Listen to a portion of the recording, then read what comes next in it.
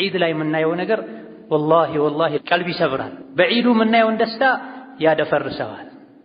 ነብዩ ሰለላሁ ዐለይሂ ወሰለም ለዒድ ሶላት ልጃገረድ ሴቶችን አውጡ፣ ጓዳ ውስጥ የሚደበቁትን ሁሉ አውጡ፣ የወር አበባ ደም ላይ ያሉ ሴቶችንም አውጡ ብለው ጠበቅ አድርገው ሲያዙ ይሄን ሐዲስ ሁሉ ተመርኩዘው አንዳንድ ዑለሞች ሶላተል ዒድ ከጅሙዓ በላይ ሁሉ ግዴታ ነው እንዲሉ በሚያደርግ መልኩ አጥብቀው ሁሉም ለዒድ እንዲወጣ ባዘዙ ጊዜ አንዲት ሴት ጠየቀቻቸው። ያ ረሱላላህ ከኛ መሃል ከሴቶች መሃል አንዲት ሴት ጅልባብ ባይኖራትና መውጣት ባችል ብትቀር ምን ችግር አለው አለቻቸው።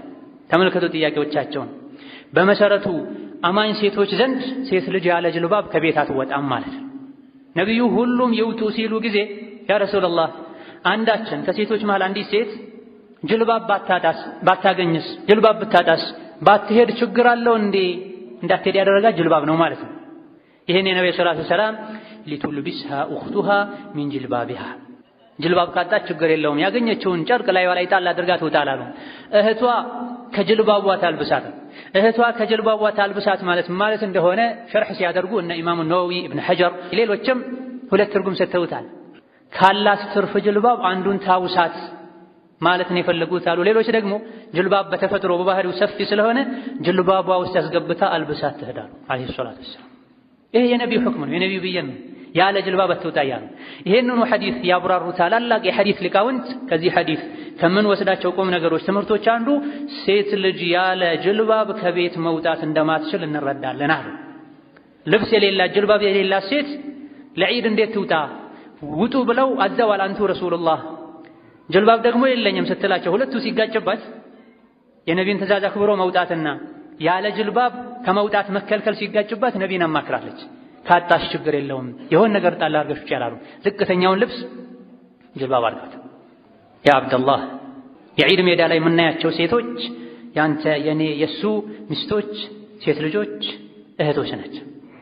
ነቢያችን ሰለላሁ ዐለይሂ ወሰለም ጅልባብ እህቷ ታውሳት እያሉ ነው። አላህ ተባረከ ወተዓላ ለሙስሊሞች ብዙ ኸይር ሰጥተዋል። ቁም ሳጥን የሚሞሉ ልብሶች አሉ። ነገር ግን አብዛኞቹ ተደራቢ ልብስ የሚያስፈልጋቸው ናቸው። እግራቸውን እስከ ባታቸው እያሳዩ የጆሮ ጌጣቸውን አንገታቸውን ሻሻቸውን ወደ ኋላ አስረው የጆሮ ጌጣቸውን ያሳዩ ይሄዱ። የጫማቸው ድምፅ ዙሪያ ያለውን ሰው የሚጠራበት ሁኔታ ላይ አለ። በዚህ አይነቱ ሁኔታ ላይ ሴት ልጅ ለዒድ መውጣትም አይፈቀድላትም፣ ሐራም ነው። በዚህ መልኩ ለብሳ ከሆነ የምትወጣው መውጣቷ ወንጀለኛ ያደርጋታል። እሷም ብቻ አይደለም ወንጀለኛ የሚያደርገው አብሯት ካጠገቧ የሚሄደው ደዩስ ባሏንም ጭምር እንደዚህ አይነት እህቱ እንደዚህ አይነት ሚስቱ ከሱ ጋር መውጣቷ ወንጀለኛ ያደርጋል። ዒድን ሰዓቱን አክብረህ የምትወጣው ነብዩ ስላዘዙ ነው። ሚስትህንም ጅልባብ እንድታስለብስ አዘዋል። ሁሉንም ኃላፊ በኃላፊነቱ ስር ባሉ ሰዎች አላህ ይጠይቀዋል ብለዋል። በሚስት ይጠይቃል፣ በሴት ልጅ ይጠይቃል። ምን አለበስካት? እንዲህ አይነት ልብስ ሀያ ያላት ሴት ሳሎን ቤት እንኳ አጎቷ ወንድሟ ባለበት ማትለብሰውን ልብስ ለብሳ ከቤት ስትወጣ እንዴት ዝም አልክ? አላህ ዘንድ ይጠይቃል። ሴቶች ቤት ይስገዱ፣ መስጂድ ሄዳለሁ ካሉ አትከልክሉ። ቤት መስገዳቸው ለነሱ በላጭ ነው። የወጡ እንደሆነ ግን ተፊላቲን ኩስስ ብለው አይን ውስጥ የማይገባ ልብስ ለብሰው ይውጡ። ሽቶ አይቀቡ፣ የሚያምር ልብስ አይልበሱ ነው ያሉት ነብዩ ሰለላሁ ዐለይሂ ወሰለም። መውጣት ፈቅደዋል፣ ሸርጥ ግን አስቀምጠዋል። ያ ሸርጥ ተጠብቆ ከወጣን አጅር እናገኛለን፣ ዲንን የበላይ እናደርጋለን። ያ ሸርጥ ሳይጠበቅ ከወጣን ግን ወንጀል ተሸክመን ነው የምንመለሰው። ስለዚህ በየዓመቱ በየሳምንቱ ጅሙዓ ይህ ስህተት መደጋገም የለበትም። ሒጃብ ልክ እንደ ሶላት፣ ሒጃብ ልክ እንደ ጾም፣ ሒጃብ ልክ እንደ ዘካ ቁርአን ላይ ማብራሪያ ተሰጥቶበታል። በሁሉም ዑለሞች ስምምነት ሴት ልጅ የሰውነቷን ቅርጽ የሚያሳይ ጠበብ ያለ ልብስ ለብሳ መሄድ አትችልም። ሰውነትን አሻግሮ የሚያሳየን ልብስ ለብሳ መሄድ አትችልም። ዥንጉርጉር ሆኖ ቡራቡሬ ሆኖ ራሱ ጌጥ የሆነ ልብስ ለብሳ መሄድ አትችልም። ሒጃብ አይባልም። ሒጃብ ማለት መጋረጃ ማለት ምን የሚጋርድ የሴትን ውበት የሚጋርድ ማለት። ውበት ፊት ላይ ብቻ አይደለም ያለው፣ ውበት ፀጉር ላይ ብቻ አይደለም ያለው።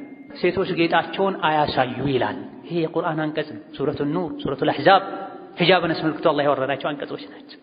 ስለዚህ በሶላቱ አምነን በልብሱ ጉዳይ ልንክድ ወደ ኋላ ልንል አይገባንም። አላህ ተባረከ ወተዓላ ኡድኹሉ ፊስልሚ ካፈን ያለው በሶላቱ ሙስሊም ሁኑ፣ በልብሱ ፈረንጅ ሁኑ አላለም። አሁን ላይ በየአካባቢው የሙስሊም ሴት እስላማዊ ስያሜ የያዙ የሴቶች ፋሽን ተብሎ መደብሮች፣ ሱቆች እየተከፈቱ ነው። የሴት ልጅን አለባበስ በተመለከተ ፋሽን የለም። የሙስሊም ሴትን አለባበስ በተመለከተ ፋሽን የለም። የሙስሊም ሴት አለባበስ በየትኛውም ዘመን በየትኛውም ሀገር ላይ ትገኝ ድሮ በነቢይ ዘመን ፋጢማ ተለብሶ የነበረው አይሻ ተለብሶ የነበረው ከዛ የተለየ አለባበስ ሴት ልጅ የላት። የሙስሊም ሴት አለባበስ ፋሽን ከገባበት ከሸሪዓ ወጥቷል፣ ከቁርአን ወጥቷል። ለብሰው ያለበሱ ጠመው የሚያጠሙ ጸጉራቸውን እንደ በሬ ወይም እንደ ግመል ሻኛ የሚያቆሙ የሚቀነደቡ ፍንጭት የሚያሰሩ የተረገሙ ናቸው፣ ጀነት አይገቡም፣ የጀነትንም ሽታ አያገኙም ብለዋል ነብዩ ሰለላሁ ዐለይሂ ወሰለም። ይህን ሐዲስ ምን እናድርገው? በሁሉም ሐዲስ ነው ማመን ያለብንና ወንድም ሆይ አላህን ፍራ፣ አባት ሆይ አላህን ፍራ፣ ባል ሆይ አላህን ፍራ።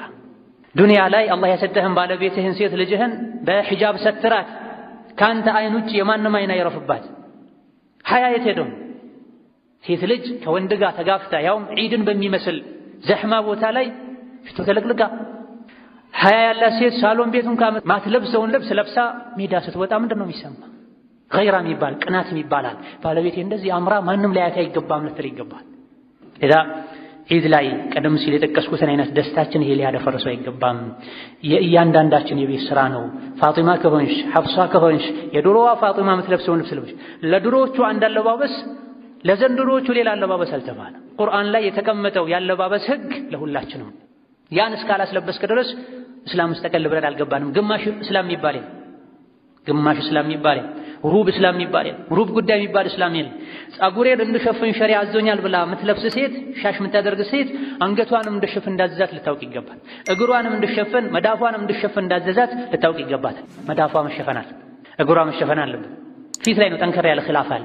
ያው እንኳ ቢቀር እህትህ፣ ሚስትህ፣ ሴት ልጅህ ሰፊ ጅልባብ እንድታደርግ ልታስገደድ ይገባሃል። ካልሆነ ግን ተያይዞ አላህ ፊት ለክስ መቅረብ የማይቀር አልሰማሁም አይባልም። በየቦታው በተግባርም እያየን ነው፣ በየኹጥባው በየመድረሳውም እየሰማን ነውና በዚህ ሐዘን ሁሌ የዒድ ደስታችን መደፍረስ የለበትም። አላህ ተባረከ ወተዓላ ሁላችንም ወደ ዲኑ ይመልሰን። አላህን ተባረከ ወተዓላ በሁሉም ነገር የምንፈራ ያድርገን። ሒጃብን፣ ሐያን፣ ኢማንን የምንወድ ያድርገን። ኢንነሁ ዐላ ኩሊ ሸይኢን ቀዲር ወቢልኢጃበቲ ጀዲር። ወሰላሙ ዐለይኩም ወረሕመቱላሂ ወበረካቱሁ።